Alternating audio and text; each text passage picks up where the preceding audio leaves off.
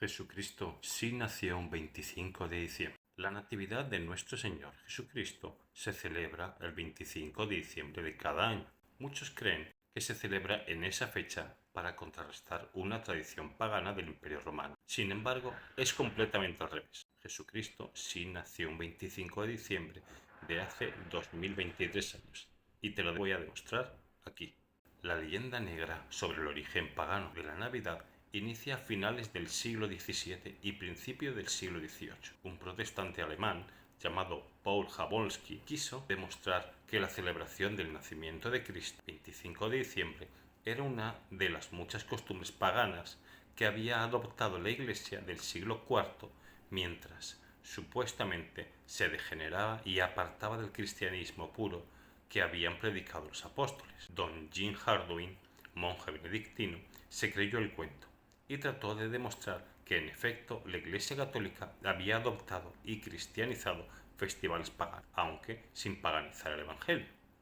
Como en el calendario juliano vigente desde Julio César, el solsticio de invierno caía en 25 de diciembre, ambos hombres estaban convencidos de que esa fecha había tenido un sentido claramente pagano. Así fue como nació la idea de decir que la Iglesia eligió el 25 de diciembre como fecha para contrarrestar la celebración al dios Sol en el solsticio de invierno. La verdad sobre esto es muy diferente.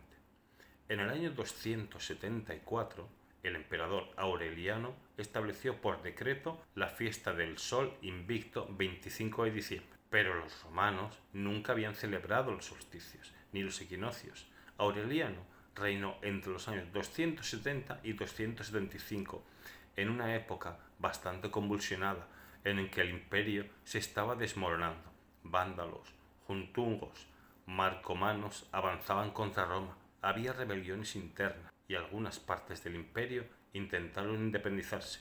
Aureliano consiguió contener a los godos y recuperó la Galia y el reino de Palmira, que se habían hecho independientes, aunque tuvo que abandonar Dacia. Instituyó la mencionada fiesta en la fecha en que los días empezaban a ser más largos, como símbolo de esperanza en un renacimiento o rejuvenecimiento del imperio.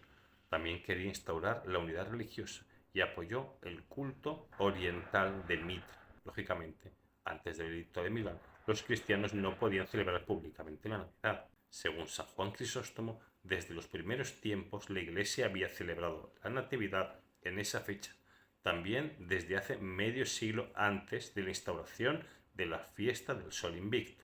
También desde hace medio siglo antes de la instauración de la fiesta del Sol Invicto circulaba un libro del pagano convertido al cristianismo, Sexto Julio Africano, escrito en torno al año 220, el Cronografio, en el que se afirma que la Anunciación dio lugar el 25 de marzo, con lo que 9 meses después tenemos exactamente 25 de diciembre. Aun suponiendo que la concepción de Jesús no tuviera lugar en el mismo día de la Anunciación, la Iglesia ya tenía señalada, como vemos, la fecha del nacimiento de Jesús, en al menos varias décadas antes de que Aureliano instaurara el festival pagano.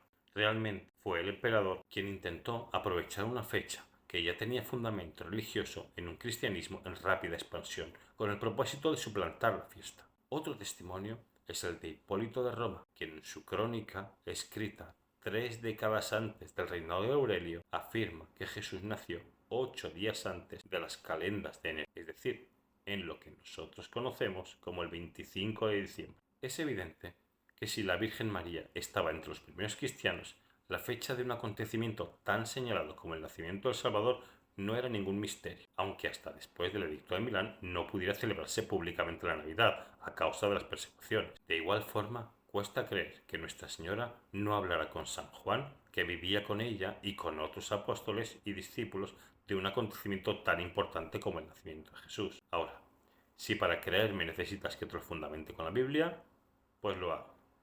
Pon mucha atención. El apóstol San Lucas es un historiador riguroso, que indaga y se informa muy bien. Él mismo lo explica en el prólogo de su Evangelio.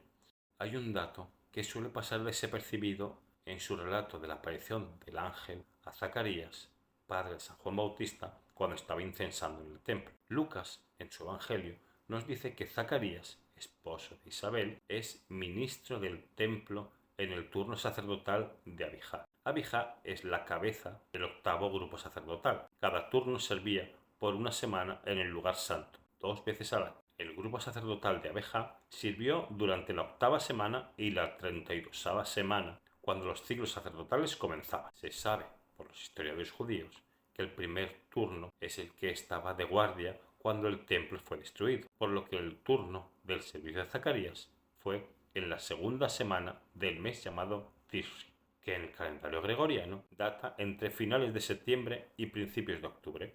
Dice San Lucas que Isabel y Zacarías engendraron a San Juan Bautista inmediatamente después del servicio de este en el templo.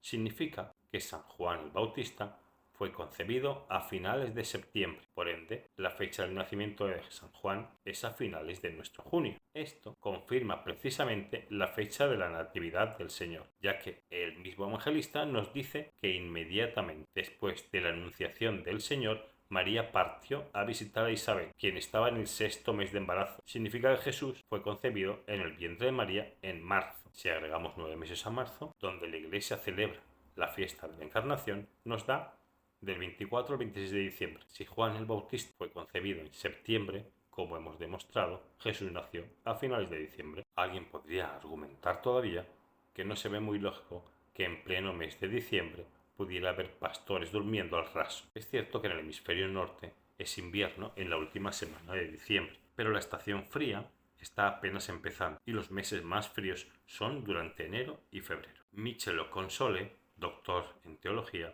y especialista en temas del cercano oriente, explica que las estrictas costumbres y normas de la pureza de los judíos clasificaban los rebaños en 3 tipos. La primera categoría estaba formada por las reses de lana blanca, sin mancha. Al final de la jornada se les permitía regresar al redil. En segundo lugar estaban aquellas ovejas cuyo pelaje no era totalmente blanco, sino en parte blanco y en parte oscuro. Estas sí tenían permitido pasar la noche en el redil, pero eso sí, este tenía que estar ubicado fuera de la ciudad. Y por último estaban las ovejas, de lana oscura o negra. Se les consideraba animales tan impuros que no solamente no se les permitía entrar en un recinto urbano, sino que ni siquiera alojarse en las proximidades. Eso no quiere decir necesariamente que tuvieran que dormir al raso.